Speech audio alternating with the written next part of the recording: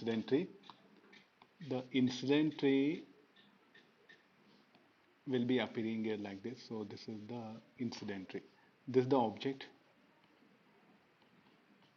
a real object it is. I kept a real object in some air, or let this be a glass. So this will be a rarer medium, no?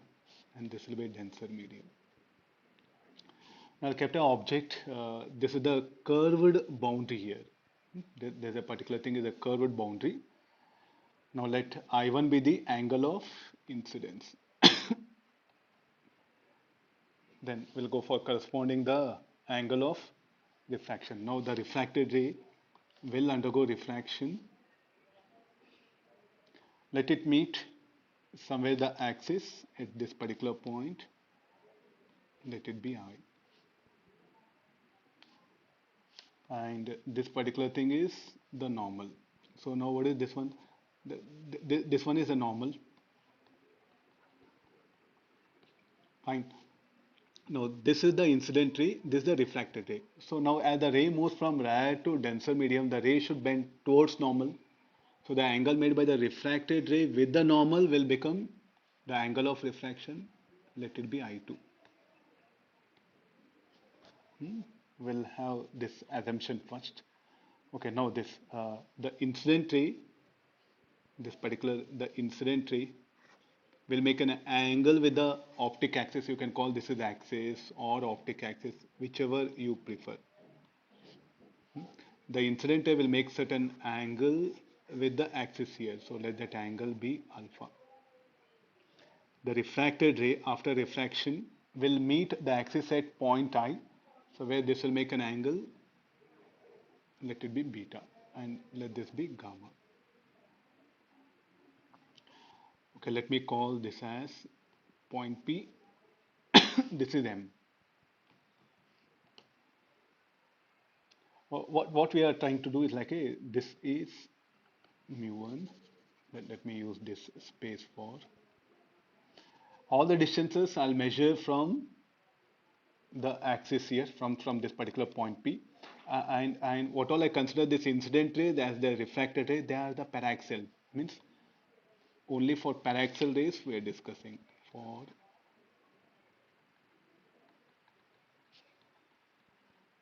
what we are discussing is for paraxial rays. So therefore what we'll write is, so here M will be very close to P. Because of this, M will be very close to the P. So what will happen to that angles alpha, beta, gamma? They'll be very small. We can do some approximations here.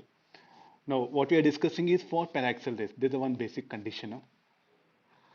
For paraxial rays, M will be very close to the P. Now let's apply the Snell's law.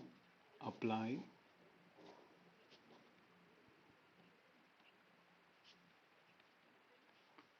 Snell's law at M.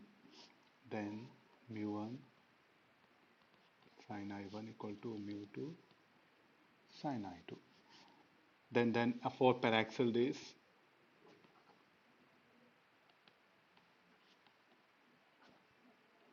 as due to paraxial rays, so we can do this approximation as mu1 I1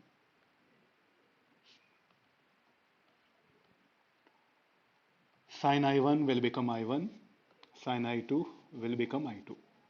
This is one equation, we'll write it. So now look at the triangle. From the triangle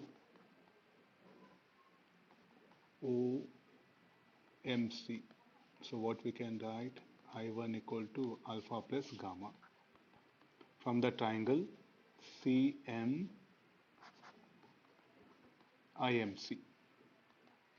what we can write is like gamma equal to I2 plus beta.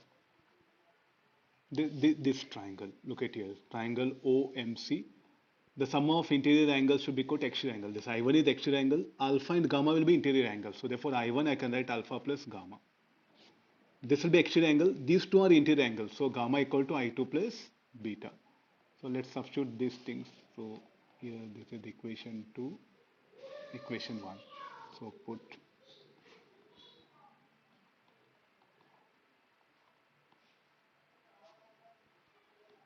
I1 equal to alpha plus gamma.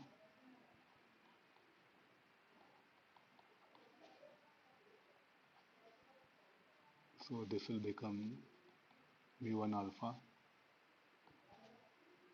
plus mu2 beta equal to mu2 minus mu1 into gamma. What are this? Alpha is very small. I can write this alpha as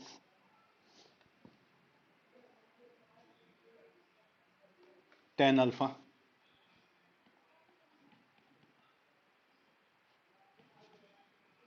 beta as tan beta, so mu2 minus v1, gamma as tan gamma. From the triangle, here look at it, as m is very close to the p, so we can just treat it.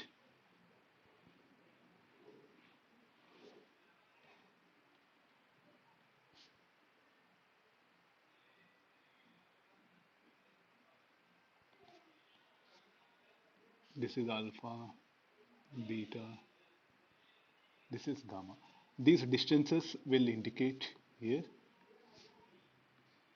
This will be u, this will be r, and this will be v.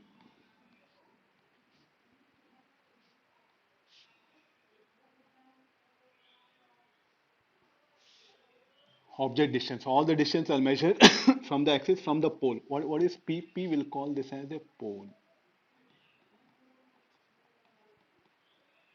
Just will give some name for it. Huh? Let this be pole. So all the distance I'll measure from the pole here.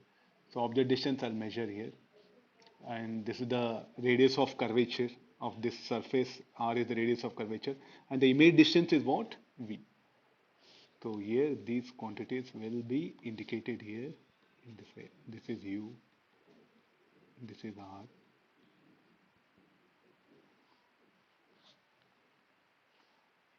Substituting this, so from the triangle, what is the tan alpha? Pm by tan alpha, you can write it as Pm by Po, tan beta as Pm by Pi, tan gamma as Pm by Pc. Then anything directed towards right, I'll take it positive. So how do I measure object distance from the pole? All the distances u, v, r are measured from the pole. There's one condition I'll put it. U, what is u? Object distance. What is v? Image distance. What is r?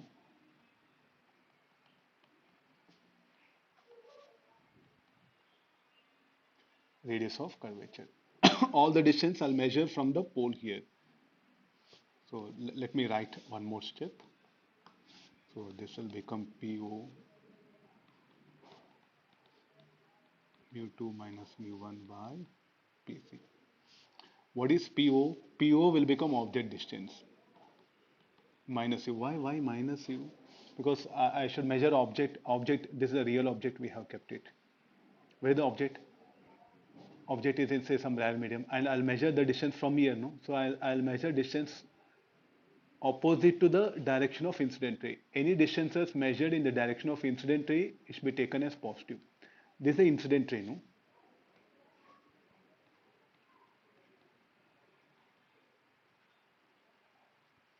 And this is the incident ray. So the direction of incident ray is taken as positive. So therefore the PO will measure opposite to incident ray. So therefore this will be minus U. What about PI? PI will become plus P. PC will become plus R. These conventions are very important. So finally we'll land up with the formula like this.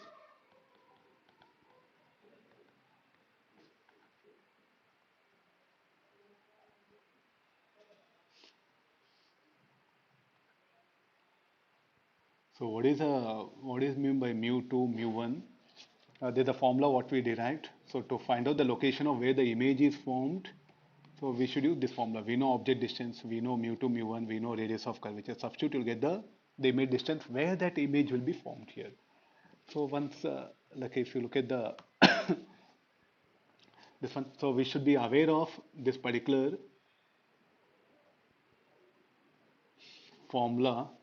So if you look at this, what is mu2, mu1, mu2v?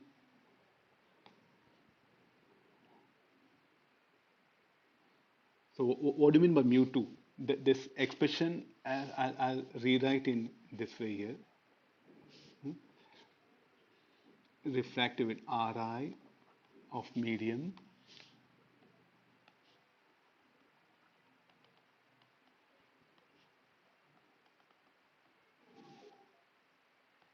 in which refracted away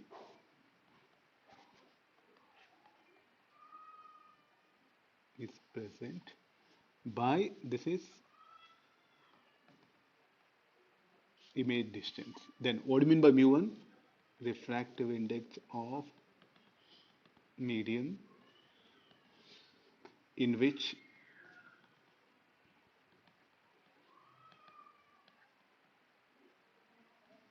incident ray is present, and this is the,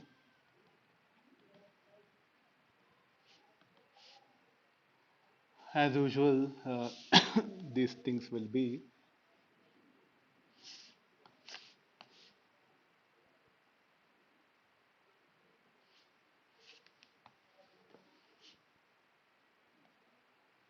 the interpretation of that formula.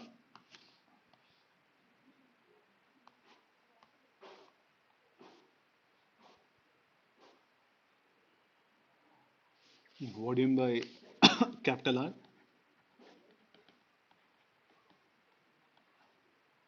Radius of curvature of boundary. It's not that what is it, what do you mean by mu2? Where the refractiveness of medium where image is present? No. The refractiveness of medium where the refracted ray is present. The image can be in the denser or rare medium. This is the something very, very, very important. This particular, I'll just indicate what we were, what do you mean by mu2? Mu2 means this one. Irrespective of image, image can be, image and object can be both be in rare medium, both can be denser medium. This is mu1. Mu1 is related to this one. I think this is something very, very essential part of the discussion what we are making it. What is this formula? This formula is used to find out the location of image. If you keep object in some medium, the ray after the incident ray will undergo refraction. After refraction, the refracted ray will meet the axis at some point. How to calculate the location of that image, where that image is formed? That particular position of image can be determined using this particular formula. And what we did, we just applied the Snell's law. Who was helping us? The Snell's law was what we studied, the Snell's law for plane surface. Now that is being applied for spherical surface.